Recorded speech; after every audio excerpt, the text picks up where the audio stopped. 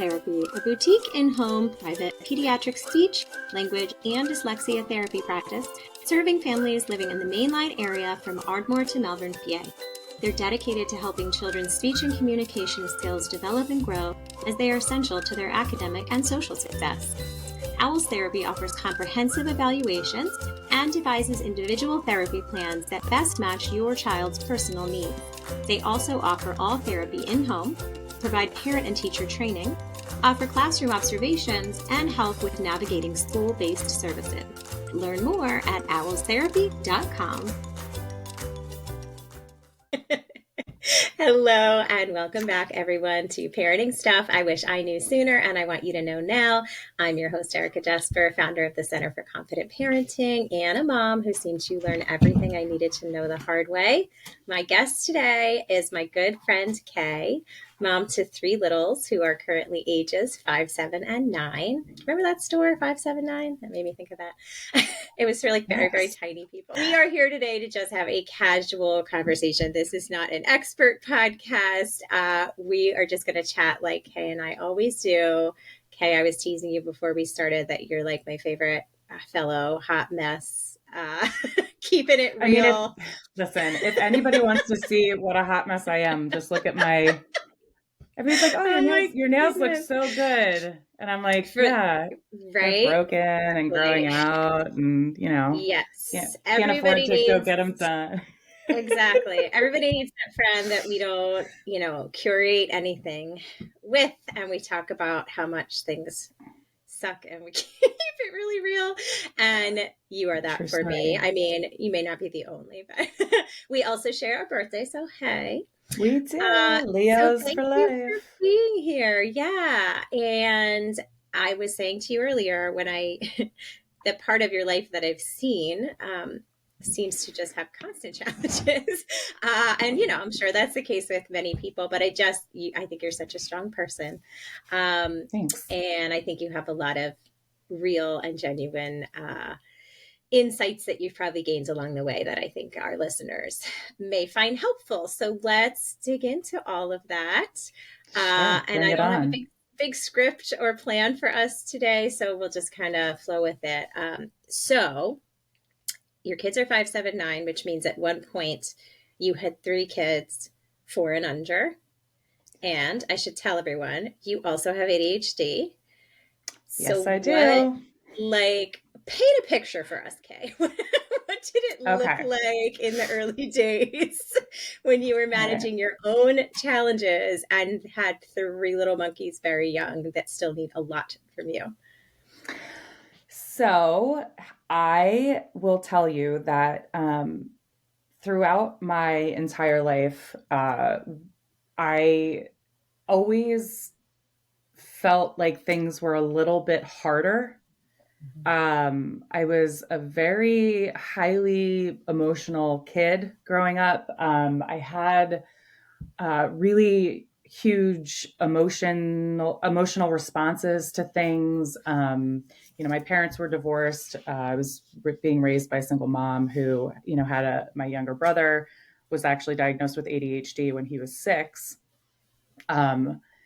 At the time, in the 80s, 90s, it was, so, I mean, there's so much more research out there now, but it's still, I think it's still fairly new. So, because I was a female I didn't know why it felt so tough when, I had friends in high school who could barely study for a test and be fine the next day and get an A.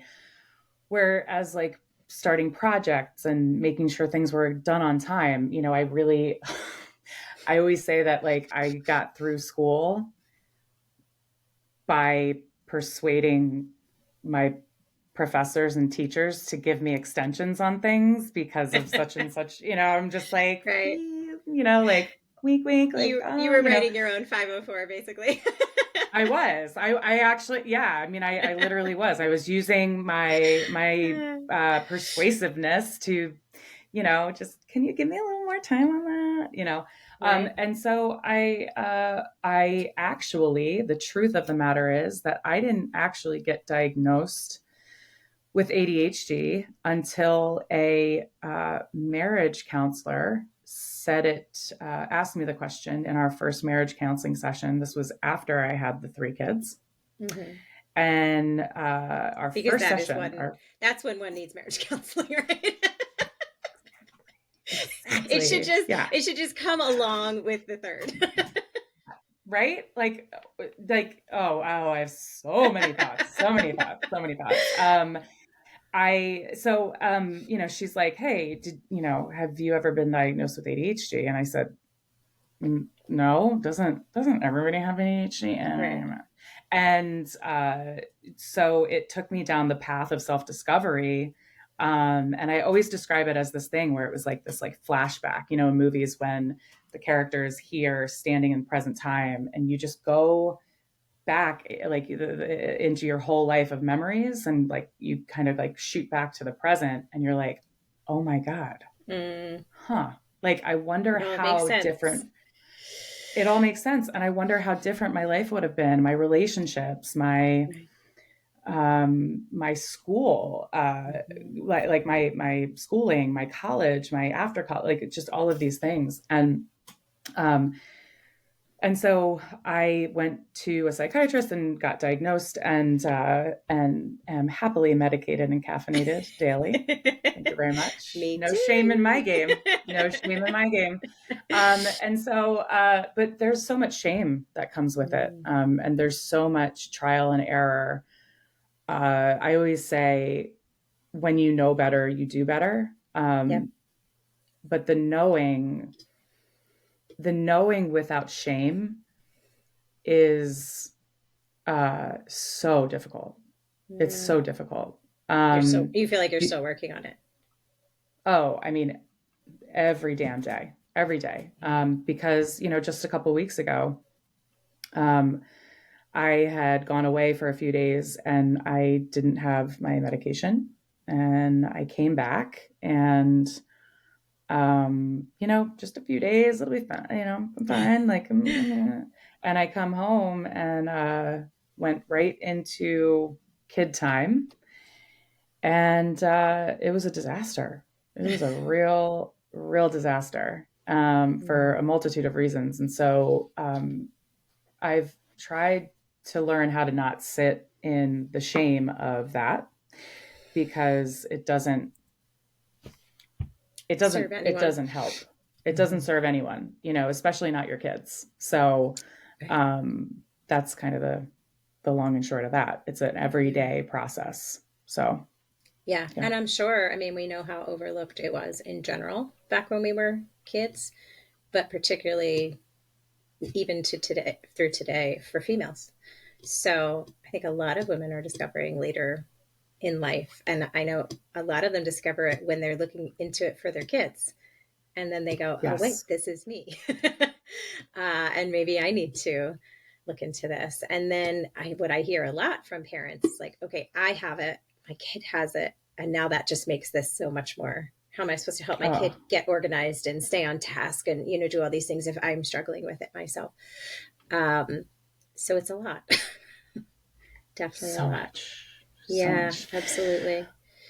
Um, I think to that point, I think I've said this for a long time now, since I was diagnosed, that I think that if ADHD was actually able to be renamed Hmm.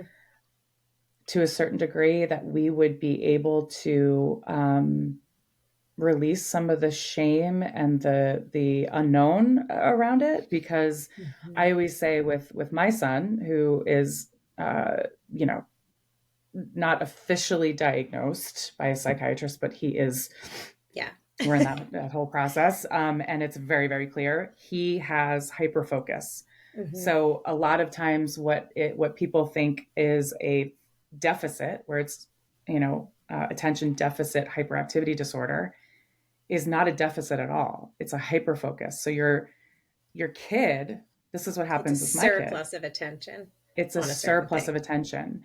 And so the hardest thing to do with a kid, the hardest thing to do with an adult who's doing something that they want to be doing, is to get them away from Right. focusing on that thing.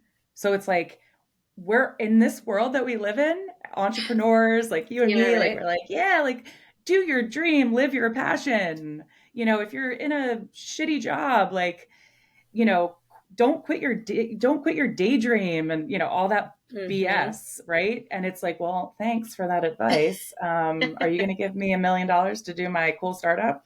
Didn't Right. think so, right? So, okay, like flashback to reality. What I'm saying is that when you have even an adult who wants to be doing what fuels them and what gives them Mm-hmm. that dopamine hit, it's really hard to get them to stop doing it. To shift attention, yeah. Right. So think about that with a kid who has no skill to do Right. that. And so that's why it's so hard, because it's like, all right, you're going to diagnose this kid with ADHD, but guess what? It's not an attention deficit. Right.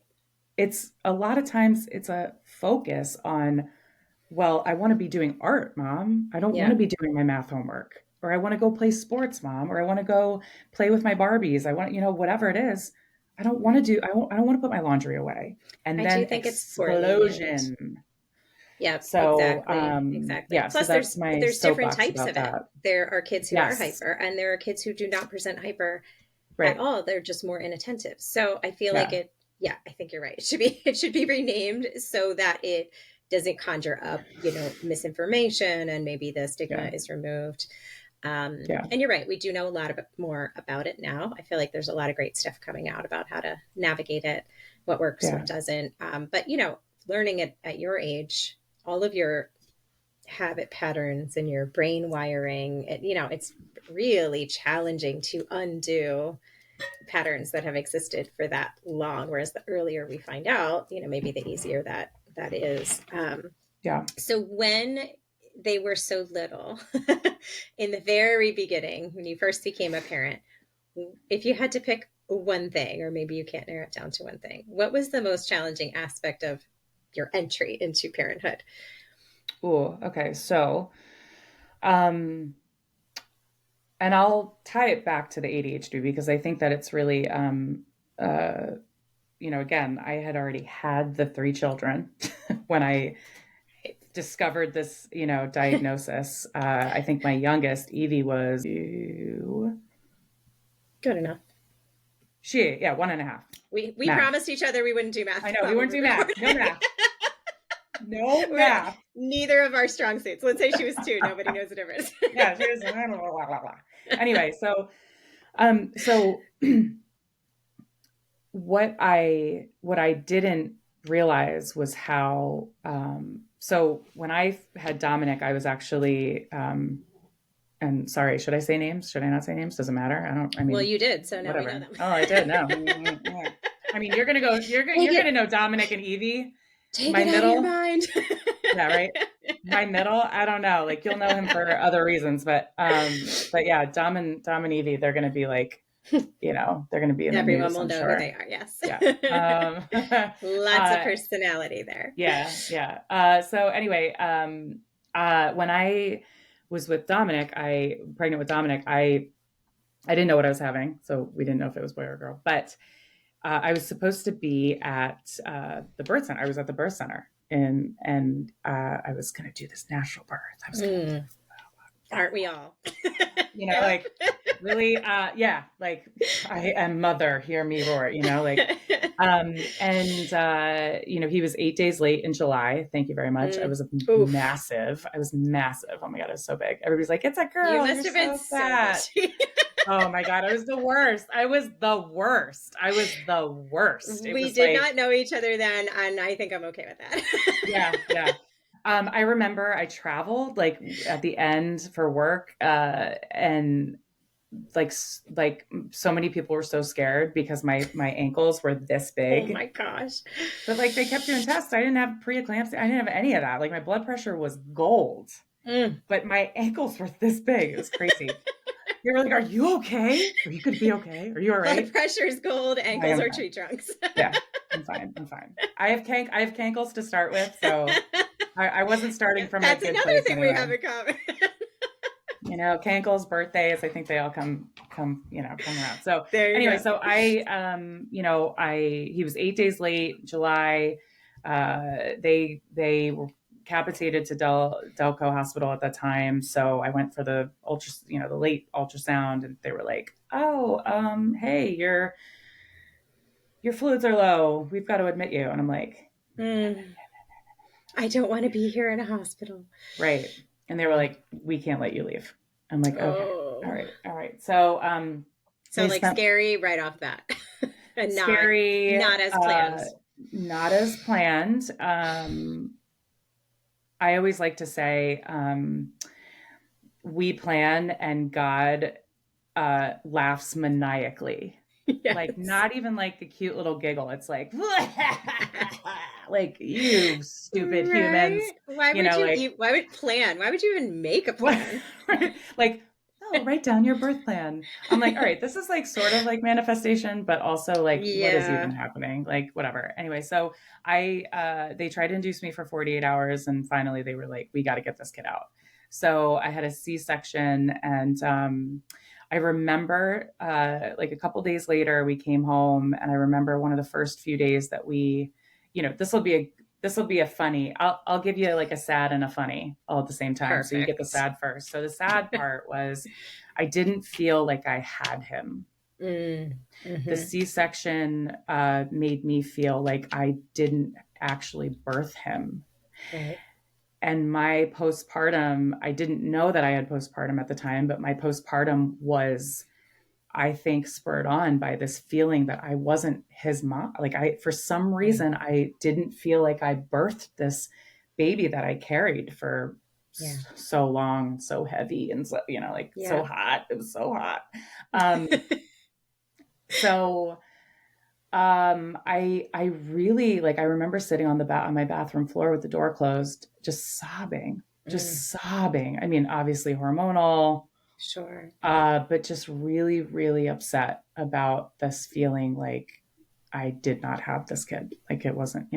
So I I had didn't to, experience that, but I could totally see how that would happen. I mean, yeah, technically, I'm sure that would be considered, depending how you process it, a traumatic birth experience simply because it didn't go as planned and it was a little scary and exhausting and uh yeah, yeah, I mean, I think people need to hear that's a thing when it doesn't go the way you visioned it. That could be processed as a trauma, even if everybody's okay. And then you don't get to go through the normal process of all, everything gets like messed up. A lot of women don't feel like bonded to their baby, no matter how they arrived. Section, well, and I'll tell you vaginal. that they shipped me off. Like, I got to, behind the sheet, I got to hold him. Mm-hmm. I got to be with him for a few minutes, but then they wheeled me up because, when you have a C-section, when you, like, it's not like a vaginal birth where when you birth it, you also release Birth the everything. placenta. Right. And so then, like, that releases more pitocin, so that everything kind of like gets all like tightened up. Yep. So I had to go up to like the third floor or something. 45 minutes it took them to get an IV in me. Mm. They had to get an anesthesiologist.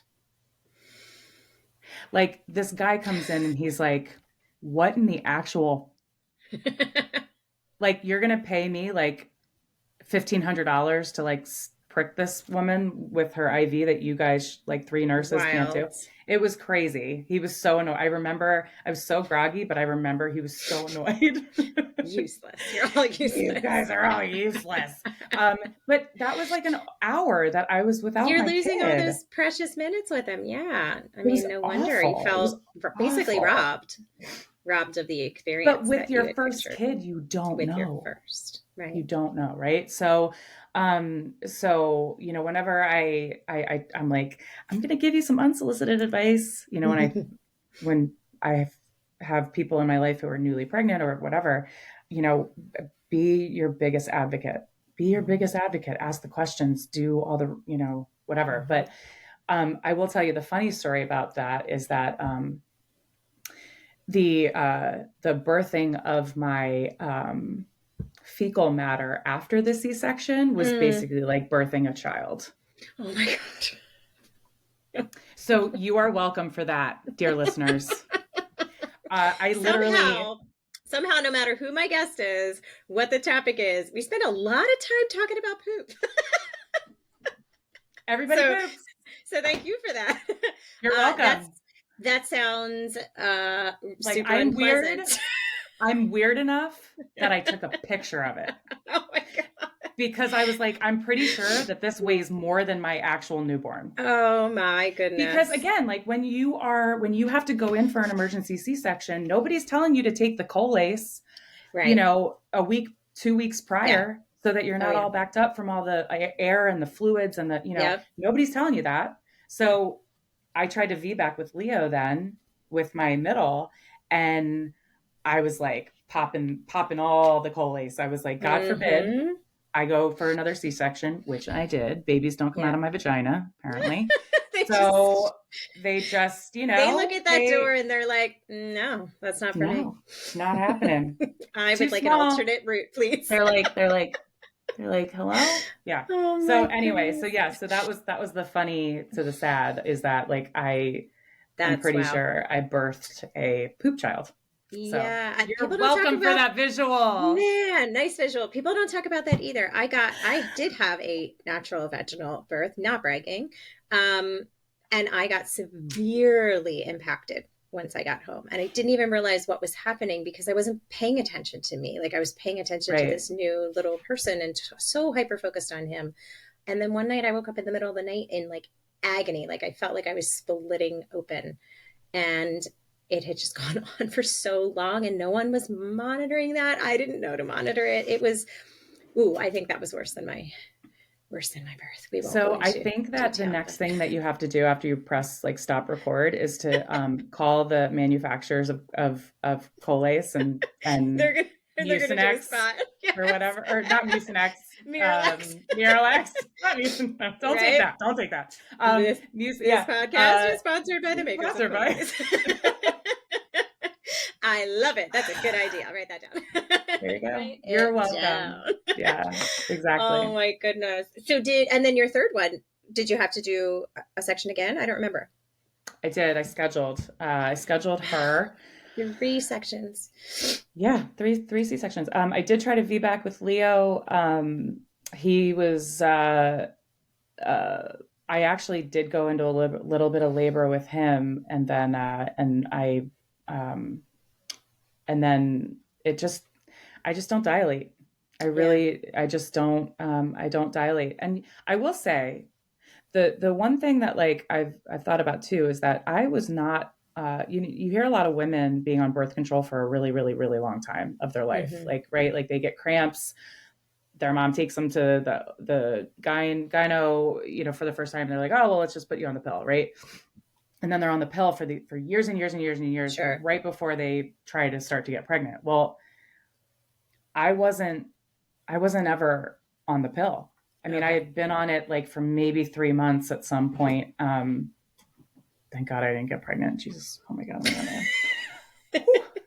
dodged a bullet there. All the daddy issues. I was like, I don't know, I was a little promiscuous. But no, I really I hadn't ever been on birth control. I was diagnosed with PMDD, which circles me back to Mm. the ADHD.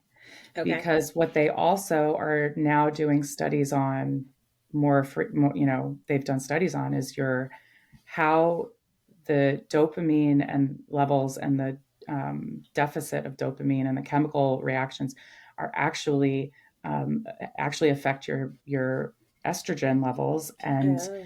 so I don't know if they've done any studies. I'm sure there's something out there, but when I would wake up with these night tremors Mm. in high school when I really started getting my period, and I would wake up like this, like sweating, crying, like just really like I couldn't, like it was like anger, like, and Mm. just like these emotions. So it was the PMDD, but I think it was also the ADHD, the undiagnosed Right. ADHD I that was haven't heard messing about with that the connection. That's levels. interesting. And so I think Yeah. that spurs on a lot of the postpartum depression that females with ADHD also go through some really, really hard, because the emotional dysregulation you're already Yeah. maxed. And then if you're undiagnosed ADHD and you have all of these dysregulations happening, Mm-hmm. it's, I think it can be a lot worse. Yeah. So looking back on it now, I'm like, oh, Right. And right. I would say to anyone, well, now with ADHD because of what you said, but even just anyone who has struggled with whatever mood issues, depression, anxiety, anything mood related, just set up your resources and your contact people before the baby arrives, because like worst thing that happens is you don't need them and you're pleasantly surprised. But the best thing that happens is they're checking in with you and they're monitoring. Like if you or I had someone that had our high risk on their radar, I think our experiences could have gone, very differently. Yeah, for Um, sure. yeah, so just set that stuff up in advance, why don't you? True And if you don't story. need it, it's fine. Now, did you have the same feelings with your second one? So you had sections, and the first time that happened, you kind of felt like you didn't birth him, and you kind of got robbed. Did that fade with each experience? Was it always just as strong? Um, I think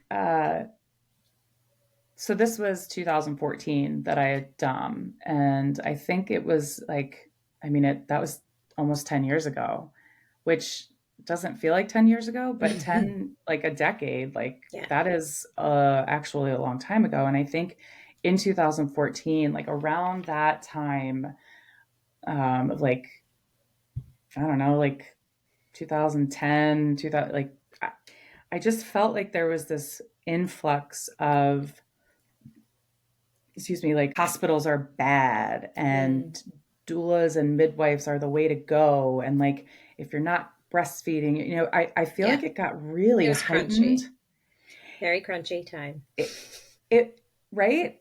I don't know. Like it feels like the last 20 years we've gone through this like breastfeeding is amazing. And if you're not doing it, it's bad for your baby, but like then now we're like on the side of like no, fed is best That is or best, whatever, right? right, so like and but right smack dab in the middle of that is when I felt like, well, crap, like, and that's why I tried to VBAC, Right.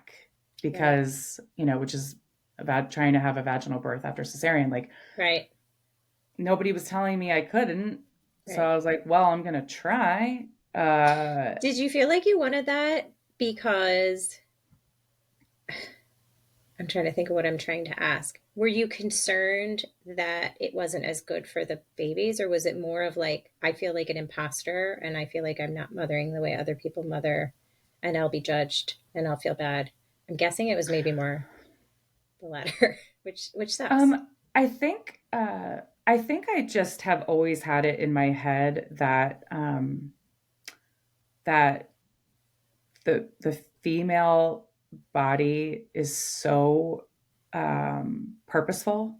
I don't Mm-hmm. know. That might not be the right word, but like, yes. And so, Mm-hmm. and then again, like that messaging of like, you have the medical system, you have this like medical system who is so, where it's been so advanced, where it's like, well, C-sections are, um, the word that I'm looking for is C-sections are, uh, we know what we're doing. Right. When a baby's inside the There, mom and there's like, the doctors don't know that there's female's so many vagina. unknowns. Like there's Yeah, so right. many unknowns, right? So it's Right. like with C-sections, it's like, no, like the mental Right. picture is like, no, it's surgery. It's just Mm-hmm. general surgery, right? And Right. I think that was how I felt about it. Like, well, I don't, like, this is supposed to be this magical thing that my female body can do. What the hell? Why Yeah, can't it do it? for I can do sure. anything. Like, why Right. can't I do this? Which I think is similar. I didn't experience infertility, but I know that people have similar feelings. I'm sure there's lots of mixed feelings, but like that, okay, other female bodies can do this. What's wrong with Right, right, right. mine? Yes. Um, And that yeah. can just like bury you. I mean, it can. So I think that that's why I wanted to try for the VBAC. And it just ended up that like, I was in labor and they did a couple things and then it was like, well, you're still only like 1.5 centimeters. And Hey, it's you got been to know like your limits. You a just don't, long darling. time. Yeah, exactly. Can't be good at So everything. dang it. I know, right? So, but I think the hardest part, and this, I don't know if this is going to be good content or not. I don't know. Who knows? That's all But right. Keep it real. yeah, I think the hardest part be about becoming a parent for me was not, I've always been scrappy, so it's not. I think that it was the magnifying glass that it put on my marriage Mm, yeah. because Right. the when my first arrived, it was like, all right, oh, okay. All right. Let's do it to it. Shall we? Like, let's just like we're just going to do it. And I've always been self-employed. I've always been an entrepreneur. I've always had fluctuating income. And so while we had my husband's income Right. at the time, I was I remember I was in the hospital bed while they were trying to induce me, working on deals and on the Mm. phone. And not 6 weeks later, I was out showing properties, Yep. selling real estate again with the carrier. And so it's a very, I think, it's an untouched population of women who, there's a lot of rights being fought for, which Mhm. right, absolutely, like let's fucking go. Let's do that. Yeah. Let's do that because we should have parental rights for both male and female, and whatever that looks like. Yes, let's fight for that. And also let's look at the entrepreneurs and the self-employed and the business owners, the female business owners who don't have a clue what they're going to do when they're Right. Yeah. entering I mean, I went back. motherhood. I went back at 6 weeks too. So I think that that's just a Yep. side note is that like it was just like, okay, here's this baby, let's go. Like we're Right. just we're not going to sleep, and that's okay, and we're going to Right. be tired and exhausted, and it's okay, and we're going to just like I'm gonna nurse. And I was just like pumping in Right. the car and doing what you just had to do. Right. um all the while it was a little t trauma to our existence as two adults. Yeah. Yeah. um I don't think anyone talks enough about that evolution. It can go either way, like any little t or big T trauma. It can bring you obviously closer together and bonded for life, or it can kind of drive a wedge in between. We both experienced the latter. Another yeah, thing we have in common. yeah, Yeah, and that's probably a whole other episode in and of itself. I'll make a note note of that. But oh yeah, I yeah, could easily see how that would be the biggest challenge. I know for me, I felt like I was a lot more tolerant of things that maybe weren't ideal before my son arrived. Because when you're just two people, like it just didn't feel like that big of a deal. I was also a much more accommodating person. I was quiet and I wanted to make everyone around me comfortable, blah, blah. And I'm on my own therapy journey for that. Um, but once you have a baby, and people pleasers particularly, 101. yes, people pleasers 101. Once you have a baby and they need so much, and I had what I would have called and still call a high need baby and toddler and child and now teenager. I just was like, yeah, we can't do what we used to do. Like, this kid needs activity, he needs to go outside. Like, he's not content. How come that's me all the time? Like, wait, no, you can't do 12 hours of what you want to do on a given day because some of the, like, this needs to be redistributed. It was definitely a big wake up call, and it was much harder to just let those things go. So you're right, it does put Yeah. a magnifying glass on all the things that maybe weren't ideal to begin with. And then, like you said, you're exhausted, so your ability to emotionally, to communicate productively, to work Mm. through things, to keep emotions, on an even keel, that's a huge challenge. Yeah, I also think too is we I think I would like to think that it's getting better with all of the focus on mental health. The last however many years, where it's been becoming pretty clear that we're all really fucked up right now. Like, Yes. and in multiple different ways, and because of multiple different things that happen in our lives, and that are either unprocessed or trying to be processed and whatever. But so I'm thankful for the space that we've been entering into as a society to get people the help that they need. We're still like light years away from it being what it For needs to sure. be, but I think too we don't talk enough about how we were raised Mm. before we have children. Yep. And I said to one of my clients today, I said we were in a coaching talk, and I just said to them, I said, you know, everybody always asks this question, like, where do you see yourself in 5 years? Like, like big picture, big dreams, And when you have kids, I think it's like you have to ask you have to ask yourself, like, I think the in parenting and like new parents, like they get asked like, well, what kind of parent are you going to be? Like what Yeah. like are you going to be, like how are you going to raise this baby? Like Mm-hmm. are you going to do breastfeeding? Are you going to do cloth diapers? Are you going to say, no, this baby's going to be raised, running around naked, peeing everywhere. I don't know. Like, and you conjure up all these concepts, and then that baby comes, and we all end up parenting the same goddamn way we were parented, Right. and It we was don't kind of even realize it was it. kind of like your birth plan, right? It Yes. instantly went out the window. And the same thing can happen with our parenting plan. Absolutely. Most of us come into this with intergenerational trauma, and then maybe our own childhood trauma, or even if you didn't experience trauma, just, baggage and all of that. And yeah. And then if styles don't Long story match, short, that's tough. I yell at my children. I don't know. I know that like not a lot of people do this.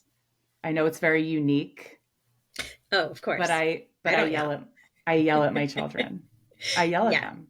Yeah. And that was very difficult Mm. because my partner was not raised in a house like that. And Right. so that was one of the biggest things, right? And That you hadn't talked about that. You hadn't pictured what that was going to be like. It just kind of happened, and you looked at each other like, oh. well, I think that's also one thing that my therapist, my lovely therapist, she and I are in a long-term relationship. 7 years and counting. When you find a good therapist, Yes, hold on keep tight. them. Well, what my therapist said early on is if this kid is having a meltdown, you're all sitting around at the dinner table and this kid's having a meltdown, and this one's like, shitting themselves and like smearing it on the wall, and like the Been baby's there. screaming, crying. Yeah. And like, you're just like in a daze, and you're able to look across the table at your partner and just connect in Mm-hmm. some way of like, what the hell did we do? What? What did we do and what is happening What right did now? we do? What is happening? Like, and then hopefully that ends in a laugh or a cry and Mhm. a hug and like it's some sort of bid for connection there. Yeah, That is where you can start to build the foundation of you keeping your marriage right. in some sort of like Yep. placeholder here Yeah. and your relationship like and have hope that it won't crumble and burn to dust and ashes. And I did receive So really good advice to talk through a lot of that stuff before our son arrived. And I, of course, said, like, yeah, I'm sure people need that. We do not. Like, we were childhood friends. We were best. Like, I basically married my best friend.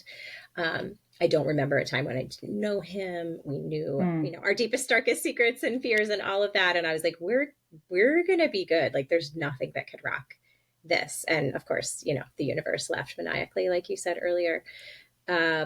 So I wholeheartedly agree with you. You really have to actively maintain that and look for those bids for connection. And it takes a lot of work. It takes a lot more work when you have kids than it did before. yeah. Well, and I want to touch on, you had asked me about talking about pregnancy loss. Yeah.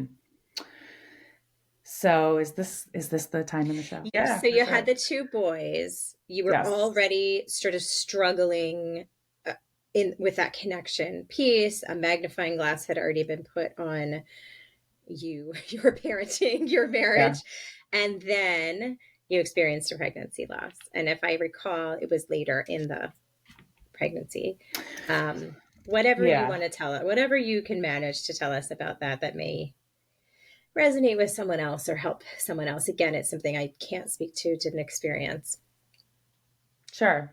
Well, so I think that just on the backs of what we were just talking about, where you, we all morph into, becoming parents. I think morphs you into a different version of yourself. I don't like to say that like a lot of women, including myself, I think have felt that they lose themselves in motherhood. Mm-hmm. Um, because when you get to a certain point, the reason you feel like you lost yourself was because you have to go back and find yourself. Right. But I don't think that's it. I don't actually think that's it. What I do think is that you are morphed into a different version of who you are. And it's a lot of societal pressure that and external pressure and pressure from yourself and your partner or whatever that makes you feel like that part of yourself is gone. But I don't think Mm-hmm. it's gone. It's not gone. It's just not given, it's not honored. It's not Right. given the space. You're not given the space when you're a new parent, when you're a new mother, to be yourself, what Yeah. you thought of as yourself. You are a new person. You are a Yeah. new version. So in that, I think that that can happen too, and that feeling can happen in your marriage too, not just with parenthood. Um, so when I was Leo was 7 months, so Dominic was. Mm-mm. You're going to try to do math again. Oh, sorry. Thanks for catching me. Yep, we're not going to do that. We're They're not going to 21 do. months apart. So whatever, I don't know, let's say, what's that, 13, So I 14? had. Yep, yep, 14 months. absolutely. So Dominic was however old he was. Yep, we'll say He's 14 an months. asshole toddler. Let's just call it that. Let's just call it what it is. Doesn't matter what age. He was an asshole toddler. Leo was seven Oh, months. wait, 28. I did it in reverse. Leo was 7 months. Tom was 28 months. Yeah, there you go. There you go. Math, no math. So, uh, I had the toddler, I had the baby. Leo was 7 months, and I got pregnant. Cool, great. Right? Leo was also colicky for 5 months. And everybody was like, he doesn't have acid reflux. He doesn't have acid reflux. And I was like, I was Right. like shaking and like, like, please, Because someone help me. that in itself is traumatic. I've been So through I, that. I and everybody's like, put him in the car. I'm like, I can't take him in the car. Right. It's no. I I have I videos also of have a him 2-year screaming. old. Right. Yeah. So that was I was just getting out of the tail end of the colic with him, and bam, I'm pregnant again, and it was like, holy crap! Like I don't Mm. know. I don't So that was know. not a planned thing. No. And I would say, like, I think when I talk about my kids, like I have so many friends who have gone through infertility, and Mm-hmm. that was not something that I dealt with. Mm-hmm. I You have got the opposite problem. I was like, stop looking at me. don't don't Don't breathe around me. don't breathe. Don't look at me. Don't just I'm going to turn my back and walk away slowly. Right? Like, stop, Goodness. stop. So yeah, so it was opposite problem, which is why I'm shocked that I wasn't a teen mother. But anyway, so It all comes together. so like my partner and my mother, like they were all like, you need to go see a therapist. Said therapist 7 years ago. Love you. Shout out. Hey. So I found my therapist when I initially got pregnant, because I was still dealing with a lot. And all of a sudden I was like, oh my God, I'm going to have 3 babies under the age Whoa. of 3, 2, Yeah. whatever that math was. Yeah. Right. Um, so I went to therapy, and then, after 2 healthy pregnancies, uh, I finally, with some therapy, I got okay with the idea of it. Like, I'm like, all right, I'm scrappy. We can do this. It's Put going to all be, the mess all in one little yeah, section of yeah, life. it's going to Sure. be really, really tough, but we're going to do this. And then, crazy thing is I was supposed to go on a trip. We were supposed to go on a family trip to a friend's family's house in the Caymans. I remember that. And I had gotten the kids' passports. It was this big thing. Like, we had like 4 families going from like my college group of friends. And I honestly was like, are you kidding me? And everybody was like, you can't We go. can't have nice things. Seriously. They were like, you can't go. And I was like, because of Huh? mosquitoes? Yeah, it was Zika. It was Yeah. Zika. Yeah. That was a So tough so one. that was horrific. That was so traumatic, because it was like this cool thing that we were planning for a while, for a Yeah. year. And people were judging, like, it was like weird, like, Yeah. oh, you're gonna go? And I'm like, I don't Uh, know. so tough. And then Mm. uh I think it was like 3 weeks before the trip, I woke up on a Saturday morning really early, and I was bleeding. And I went to the bathroom, and I was like, I don't know. I wasn't like too concerned. I was, I think, 17 weeks at that point. Okay. And I was like, this is strange. Um, I was like, I don't know, Rich. I was like, I think we need to go. I think we need to go. So we ended up going to the emergency room, because it was very early on a Saturday morning.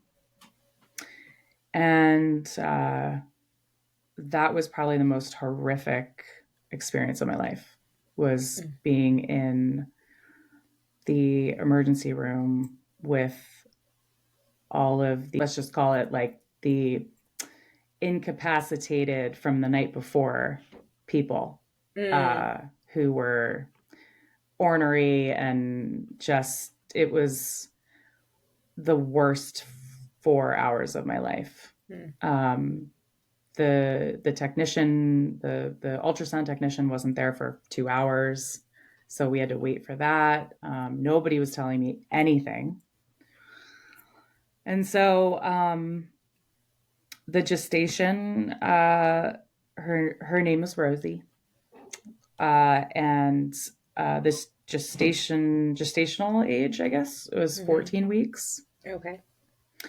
And I don't know, it was surreal. It was surreal. I mean, you had just made peace with it, gotten a little excited, like we can do this. Yeah. Yep. What a Yep. roller coaster. Yeah. And I think on top of that, like I think that also my partner was numb to it. Mm. Like we were just kind of like, okay, well, we're doing this. Like we're not going to terminate. Like we didn't even talk about that, right? Like Right.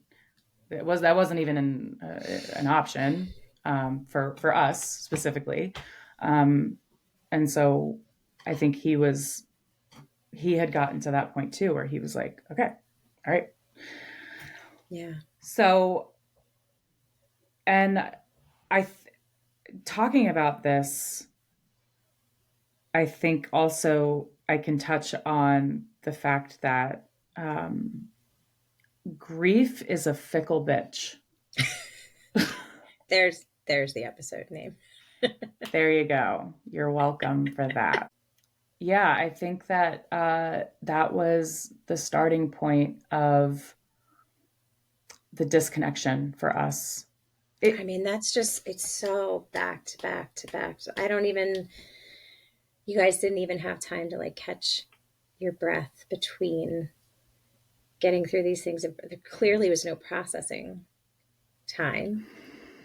It seems inevitable, which is like such a maybe a callous way to wrap up a relationship. But like, I don't know. I mean, could anybody have gotten through that any better? It's just so brutal. I think I think people can, but it starts at recognizing the human condition of like Mm. we will hurt each other and how do we repair, Right.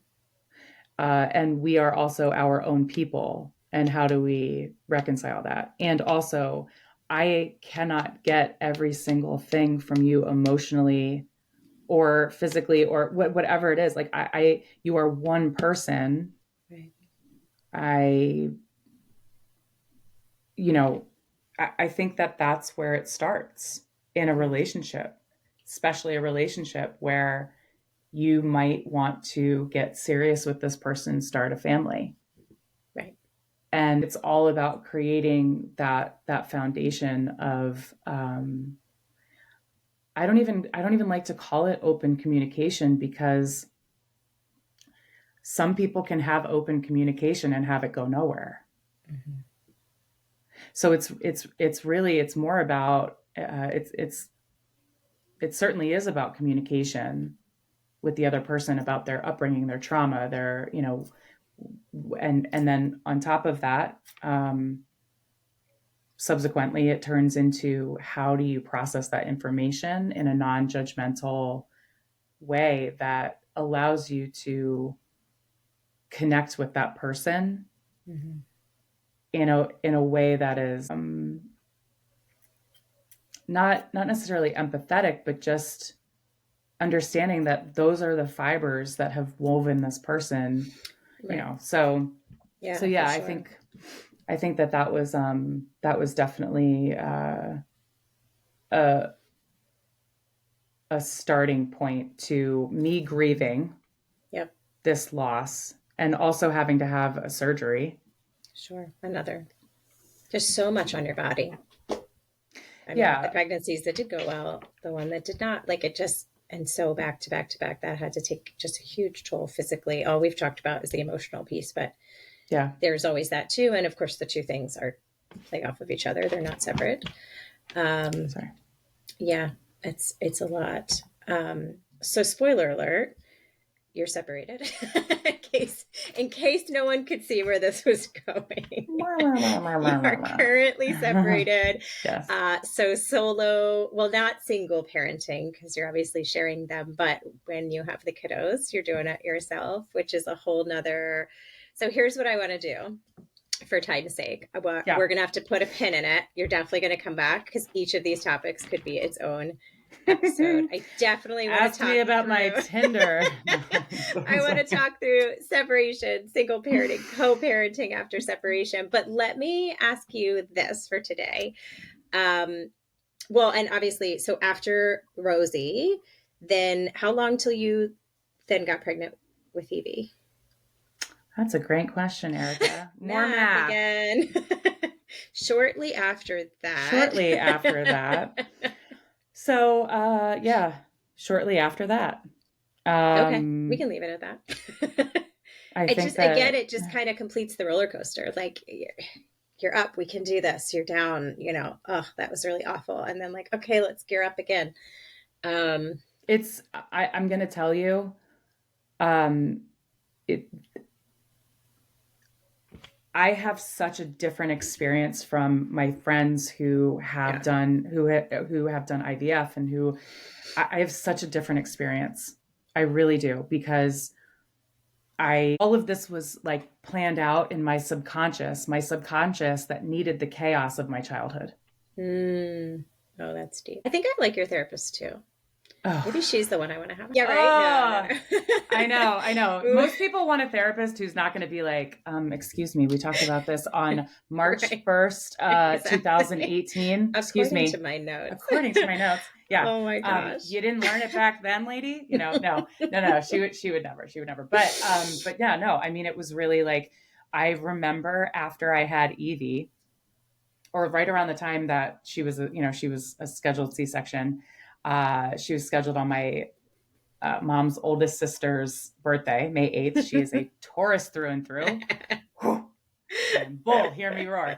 She Um, is. so, um, but right around that time, or maybe shortly after I had her, I was like, yeah, why not? Why not just have four? Why not have four? You have a third, and then you're like, let's I've freaking always go. said, as the oldest of four on one side, I've said, like, once you have three, it doesn't matter anymore. Just do Yeah, whatever you yeah. want to They're do. just, yeah, they're just bodies. Yes. They're just bodies at that point It's that not are, like that exponential leap that happens with like 0 to 1, 1 to 2, yeah, 2 to 3. It's like right. all bets are off now. Yeah, all bets are off. They basically run the show, so Yes. You're you can outnumbered just no matter what. you can just you can just quit. You can just quit.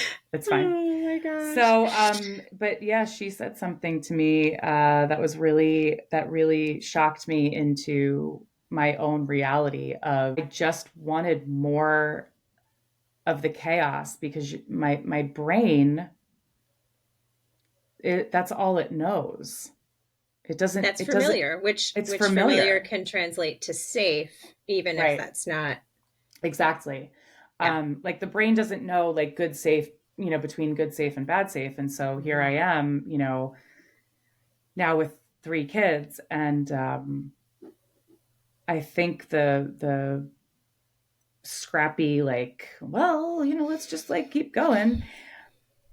Unfortunately, it just kept moving us further and further away from the big, huge, massive elephant in the room, which was our marriage. And I, there's nothing else to say other than when you let the disconnect continue to happen, uh, it's really hard to get it back, I absolutely agree. especially when I am having babies. I am feeling disgusting in my body. Mhm. I'm feeling overly touched. Mhm. I don't I don't I don't want you to touch me. I don't touch me. Not for you anymore. Not ugh. I'm like feeding these babies into existence. Right. Evie made my last like made my nipples bleed, which was a first. I was like, oh, this is fun. Well, you had to throw that in there somewhere. You couldn't get away So without experiencing that, Jim. yeah, right. I was Gosh. like, geez. Oh my goodness. So it just I think that there's just so much that parenting small kids does to really fuck up a marriage. Absolutely. There's so much more I want to say about this, but let's wrap it up with For this sure. question, and then we'll do a part two or however many Yeah. parts we need. I'll keep it quick. I'll keep it quick. Uh, Along the journey we've discussed so far, Yeah. if a parent is listening to this and going, "Oh crap," it sounds like you're talking about what I'm feeling in my, relationship. Um, what what would you say to that parent? Like, do you think there's something you could have done earlier on, or he could have, or like, what do you wish you had just noticed it sooner? Do you wish you had done something sooner? That's a great question. Um, hmm. So I kind of off the cuff. I mean, that's a really Yeah, great question. sorry, I did it. I changed the question so you weren't That's okay. prepared for That's that. okay. It's all right. I I'm told good. I'm you. good. I'm good. I'll wing it. I'll wing it. I think a lot of people out there have said that, and I am trying not to dig at the marriage counselors of the world, but a lot of people have said that once you get to the point where you are in marriage therapy, it's too late. Mm, I have a friend who's getting married in June, and she got engaged, I think, like a year ago now. And I didn't want to be that person. I didn't want to be that like bitter divorced, yeah, like the right. weddings, marriage. Bleh. I actually I was like, I'm never getting married again. And then I love fashion, I love clothes, I love dresses, and I'm like scrolling Instagram one day, and I was like, oh my god. And I was like, I'm going to be the next Elizabeth Taylor. I'm going to have 7 different You're weddings. like, I'll do it again just for the dress, I'll right? do it again for the party and the dress. Let's go. Let's Yeah. go. Prenups, prenups, prenups. Um, but no, I said I was like, I don't want to be that friend, but I'm going to tell you, you, I think I think you should go to couples therapy before you get married. Before there are problems. Yeah, and I think that Oh, before you you even get married. before you even, yeah, I mean, she's a little older getting married, which I think a lot of people are now older getting Which brings married. its own challenges because you're more set in your own ways and you don't have to confine your life with another person, right? Right. But I think it's a real detriment to ignore the societal pressures that we are still under even in 2024. Mm-hmm. And for the people who are in their marriages with kids, I mean, small people, small problems, like little people, little problems, big people, big problems. Like, I'm not sitting here saying that having three young kids right now is, once they get older, it's going to be so much easier. Yeah, right. You can attest to that, my friend. No, it's not. I know. I'm like, It'll I'm just be like, different. I know. I'm like, no, I don't want teenagers. I don't want them. What do I have to do? Do I have to go on OnlyFans to raise money for boarding school? I'll do it. I'll do it. Oh, But right. Boarding school. right? I'm like, please. But then I just, I think that if radical acceptance of who you have become, Mhm. and if the values that you inhabit, because that's, a lot of you have to know what your values are. Mhm. I don't believe that my partner and I don't know that we valued the same things. Mhm. Not a bad thing. It's not a bad thing. It just makes it really, really hard. Yeah. It just makes it really hard. So, Especially once kids come into the picture. yeah, Yeah. exactly. And so, with that, I think that the process starts with knowing what your values truly are. Mm. A lot of people are like, oh, my values are family, God, Right. love, and it's like, all right, come on, what are you, back up against the wall? What are your values? Right. Right. And then, if your values are very, very different from your partner's, I think you have to, it's not about sacrifice. I don't think it's about sacrifice. I think it's about acceptance. Mm-hmm. It's not about sacrificing. And maybe compromise Compromise, where yes, appropriate. where appropriate. But I think it starts with accepting Mm-hmm. who you've become, because I am certainly not the same person I was when I was 23 when I met my partner. I remember when I was dating my first husband, and people in our circle would say, so I grew up in a religion where everyone got married incredibly young. Um, Getting married at 22, I was actually very late to the party. And everyone was like, don't, you're going to wake up one day and you are going to be a totally different person. And, the women told that to me and the men told that to him. And then we'd come back together and we'd be like, they're so dumb. What are they even talking about? We're going to wake up one day and be a completely different person. And everyone said like 25. You're going to wake up at 25 and be a totally different person.